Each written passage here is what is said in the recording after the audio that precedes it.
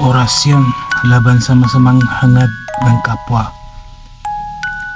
O Diyos na makapangyarihan sa lahat, ilayo mo ako sa lahat ng masamang hangarin ng aking kapwa. Huwag mo silang hayaang magtagumpay sa kanilang balak laban sa akin. Balutin mo ako ng iyong liwanag at kalasag upang ang kanilang inggit, galit at panibira ay bumalik sa wala at matunaw sa iyong kabanalan. Sa iyo ako itinalaga ang aking buhay at dangal, at sa iyo ko natatagpuan ang aking lakas at tagumpay. Sa ngalan ng Ama, ng Anak at ng Espiritu Santo. Amen. Bigkasin lamang ang mga orasyon na sumusunod ng 3 beses at iihip sa isang basong tubig at inumin, o di kaya ay iihip mo sa iyong dibdib.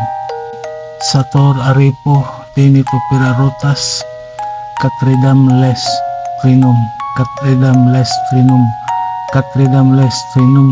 Amen.